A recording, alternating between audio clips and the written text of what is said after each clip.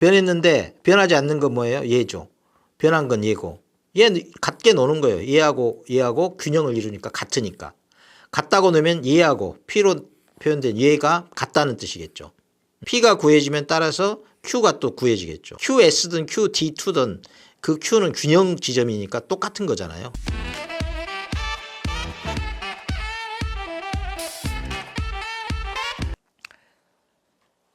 여러분, 교차 탄력성 어떻게 이해가 되죠? 뭐 어려운 거 없잖아요. 그죠? 근데 제가 잠깐 쉬면서 그 라이브이고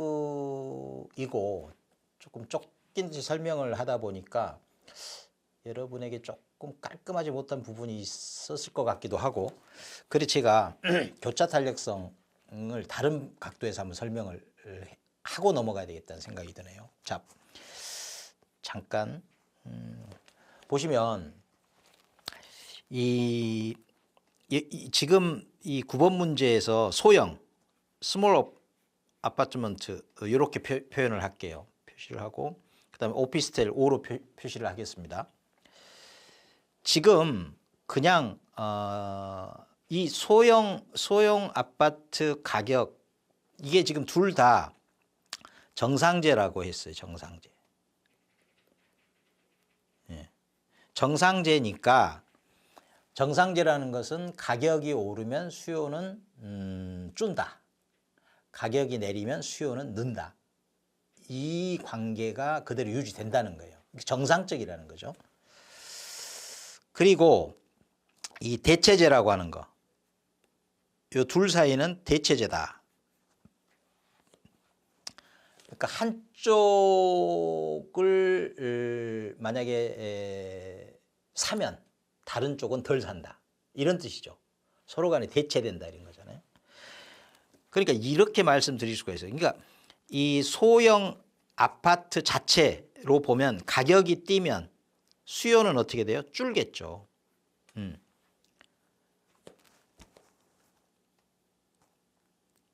그런데 이제 이 소형 아파트만 가지고 얘기하는 게 아니라 오피스텔이 있는데 오피스텔 가격이 뛰었다는 거예요. 가격이 뛰었어요. 그러면 오피스텔 자체의 수요는 어떻게 됩니까? 줄겠죠. 오피스텔 수요가 줄면 그 수요는 다 어디로 몰리겠어요? 소형 아파트로 몰리겠죠. 수요가 뛴다는 거예요. 수요가 뛰면 수요가 많아지면 찾는 사람이 많아지면 어떻게 돼요? 가격이 뛰겠죠. 근데 여러분 여기서도 대단히 중요한 겁니다. 가격 먼저 변화를 말하고 그다음 수요 어떻게 되냐 이렇게 물어볼 때하고 수요가 변했는데 그럼 가격이 어떻게 되냐 이렇게 묻는 거하고 좀 다릅니다. 무조건 그 암기하듯이 튀어나오면 안 됩니다. 여러분 상식에 근거하세요. 응? 가격이 수요가 뛰면 찾는 사람이 많으면 가격은 어떻게 돼요? 뛰는 거잖아요. 그러니까 결과적으로 이 오피스텔의 가격과 이 수요량 여기까지만 살피면 되겠네요. 소형 아파트의 이 수요량. 그러니까 이 가격이 뛰면 오피스텔 가격 뛰면 수요는 다운된다. 수요가 다운되면 이 대체제인 수요는 증가한다. 그러니까 지금 요것과 요것 사이의 관계만 보면 플러스 관계라는 거죠. 비례 관계. 사실 요거는 플러스가 아니라 마이너스였죠. 그래서 아까 하나는 마이너스 1.8 그다음에 요쪽은 2.5 이렇게 나와서 전체 수요량의 변화를 물어보니까 0.7 이렇게 됐던 겁니다. 그래서 지금 여튼 지금 이걸 묻고 있는 이거. 자, 자체 가격 때문에 수요량 변하는 거 있어요. 요 수요량이죠. 그다음에 요 오피스텔 요 가격이 변하면서 결과적으로 변하는 거. 요 수요. 그래서 지금 묻고 있는 것은 결과적으로 이 두 수요의 합 전체가 얼마냐 이렇게 물어보는 겁니다. 이렇게 좀 그 이미지화 하니까 좀 이해가 되십니까? 네. 그러니까 결국은 소형 아파트 수요량의 변화다. 그런데 그 소형 아파트 자체 가격 때문에 변하는 게 있고 오피스텔 가격 변화 때문에 변하는 수요량이 있다. 요 두 수요량은 한쪽은 마이너스고 한쪽은 플러스이더라. 왜? 대체제니까. 그래서 요 둘을 합한 게 전체 변화량이다. 이렇게. 나중에는 이게 조금 더 그 응용이 되면 이제 소득 에 따른 교차 탄력성 뭐 이런 얘기들이 나온단 말이에요. 그러니까 방향. 그러니까 시험 문제에서는 요건 절대값이다 이래 놓고 방향을 말해주지 않아요. 그런데 특히 수요와 관련해서는 이 방향을 제대로 설정을 해야 최종 정답 값이 나온다. 요 점을 꼭 기억하시면, 기억해야 된다면 이런 걸 기억하는 거지 별다른 공식이 따로 있는 게 아니다. 이거를 그 현란하기 짝이 없는 공식화 해가지고 뭘 하면요, 저는 그거 정말 거기에 빠져들지 마십시오. 풀어주는 자의 그 현란함에 그 반해가지고 정신까지 현란해지면 큰일 납니다.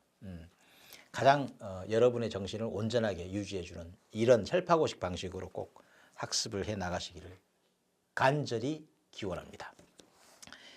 자, 요쯤 해두고요.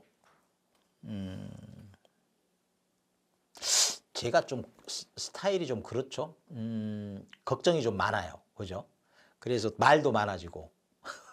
그런데 여러분, 말 많아지고 걱정 많고 그래서 이것저것 많이 짚어주면 시험 볼 때 정작 엉뚱한 생각이 안 생겨서 시간 절약이 된다. 이거 다시 한번 말씀드려요. 자, 그 다음에 9번 넘어서 11번 바로 또 계산 문제가 등장하잖아요. 35회 때도. 보면은 지금 여기 보면 이건 시험 문제인데 그 스페이스가 너무 넓네요. 자, 여튼 수요 함수가 있어요. 수요 함수, 여기 수요 함수라서 demand D로 돼 있잖아요. D1. 그 다음에 공급 함수는 supply 이렇게 S로 돼 있잖아요. 그리고 이게 수요 함수가 변화를 했대. 변화. 어떻게? D2로. 그래서 demand 2 이렇게 해서 D2로 돼 있고 식으로 나타내면 이렇게 된다. 그리고 균형 가격의 변화 물어봤어요. 균형 가격 변화. 그러니까 수요 곡선이 수요 함수가 바뀌니까 균형 가격도 바뀌겠죠. 그 균형 가격 바뀐 것에 따라서 균형량도 바뀌겠죠. 당연한 거예요. 그러니까 지금 사실 이 문제는 단순 문제 두 개를 합쳐놓은 거, 일종의 계산 속도 문제라고 해야 되나? 그런 류. 거기다가 이 분수가 등장하고 있지 않습니까? 분수. 이 분수가 나오는 순간 수험생들은 흔들리거든요. 그래서 이 분수 나오기 전에 가장 심플한 기본적인 틀을 알고 있으면 흔들림이 조금 덜하죠. 이 문제를 푸는 원리는 이거 아닙니까? 이 균형이라 하는 이 표현, 균형. 균형이 뭡니까? 이 수요 곡선, 공급 곡선 여러분 배우잖아요. 요 둘이 이렇게 어느 점에서 교차를 하잖아요. 이 교차는 이 지점에서 밑으로 내려오면 양이 표시가 되고 이 Y축으로 가면 그때 가격을 표시하잖아요. 가격. 그래서 그 딱 만나는 지점에서 이 만난다는 거면요. 균형을 이루었다. 수요와 공급이 균형을 이루었다. 그 지점에서는 가격이 같고 량도 같다. 수요량, 공급량이 같다. 그 기본적인 원리입니다. 그럼 여기서 균형을 이루었다 하면은 요 양들이 서로 같다 이런 뜻이에요. 같을 때 P가 얼마냐 이걸 묻는 거거든요. 근데 수요 함수가 또 바뀌었어. 변화했어. 그때 이 양과 이 양이 또 같다. 이렇게 해서 푸는 겁니다. 그러니까 방정식 두 개를 푸는 거예요. 방정식 두 개를 풀면 Q가 나오고 P가 나오죠. 각각. 그러면 그 변화가 어느 정도냐 이걸 묻는 겁니다. 그러니까 이 가격의 변화 그리고 량의 변화 요 두 개를 묻는 겁니다. 뭐 D1, D2 수요량이고 S는 공급량이고 X축 수량, Y축 가격. 이건 너무 익숙한 것들이죠. 그래서 여러분 요거는 일단 지금 방금 전에 얘하고 수요와 공급이 일단 같다고 놓고 P를 구하고 P가 구해지면 따라서 양도 구해지고 구해진 양은 애초에 또 같다고 했으니까 같은 거고 이런 원리입니다. 또 변했어요. 변했는데 변하지 않는 건 뭐예요? 얘죠. 변한 건 얘고 얘 같게 노는 거예요. 얘하고 균형을 이루니까 같으니까. 같다고 넣으면 얘하고 P로 표현된 얘가 같다는 뜻이겠죠. 그러면 P가 구해지겠죠. P가 구해지면 따라서 Q가 또 구해지겠죠. QS든 QD2든 그 Q는 균형 지점이니까 똑같은 거잖아요. P도 마찬가지고. 그렇게 해서 두 번 P와 Q를 구하는 겁니다. 어떻습니까? 이거를 여러분 이런 식으로 시험 볼 때 지금 제가 이렇게 막 표시하는 게 현란하죠. 좀 어지럽다는 생각도 들죠. 근데 이거는 오히려 여러분에게 도움이 되는 활용해야 될 것들입니다. 자, 여러분 시험 볼 때 이렇게 그 다음에 이렇게 얘는 중심이죠. 이렇게 하나의 쌍이 있는 거예요. 1번. 그 다음에 얘가 변했죠. 이렇게 두 번째 쌍이 나오는 거예요. 이런 표시는 너무너무 시험 볼 때 필요하겠죠. 자, 그래 놓고 1번을 풀면 P하고 Q가 나오겠죠. 또 P하고 Q가 나와요. P, Q. 2번 풀면 또 P하고 Q 나오겠죠. 자, P는 얼마나 변했는지 Q가 얼마나 변했는지 요걸 묻는 겁니다. 이 흐름을 플로우를 도식화하면 이렇게 되는 거예요. 그러니까 이 도식이 머릿속에 딱 그려졌을 때 여러분은 시험장에서도 흔들림 없이 풀어낼 수가 있다. 그런데 여기서 한 가지 더 봅시다. 이 첫 번째 1번을 풀려면 여러분 이렇게 접근해야죠. 이 일단 D1 이 수요량하고 공급량이 같으니까 이렇게 두라는 거예요. 900 마이너스 P 하고 여기 100 플러스 4분의 1 하고 같다는 거. 이렇게 놓고 자, P만 남았죠. 이 방정식 푸는 거예요. 방정식. 여러분 중에는 여기에다 그냥 4를 다 곱해가지고 분수를 없애는 방법을 취할 수도 있고 그냥 분수를 그냥 두고 이 방정식을 푸는 분도 계실 거예요.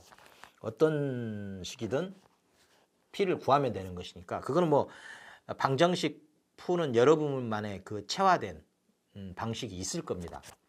자, 그래 놓고 여기서 P가 구해지면 그 P를 그대로 여기 이쪽 한쪽 여기에 대입을 하든 여기에 대입을 하면 그게 또 이제 Q가 구해지겠죠. 이렇게 해서 나오는 겁니다. 1번이. 그 다음에 2번은요.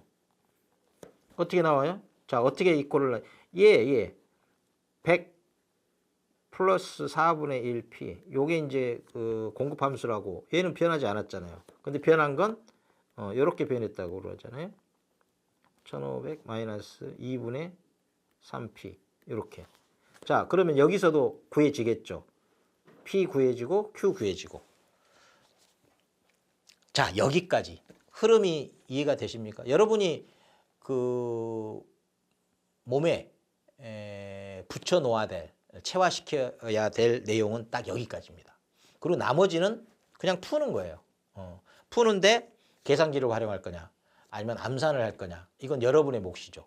여러분의 선택이고 여러분이 어떤 게 편한지 그것은 여러분의 몫입니다. 딱 여기까지 하고 한 1분만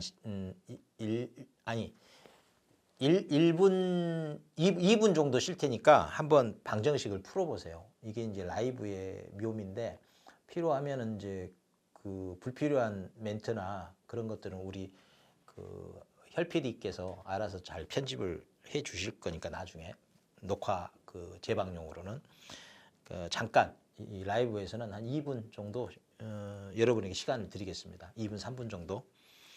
그리고 여러분이 답을 한번 찾아보시고 다시 저 같으면 이런 방법도 추천할게요 라는 방식을 알려드리겠습니다.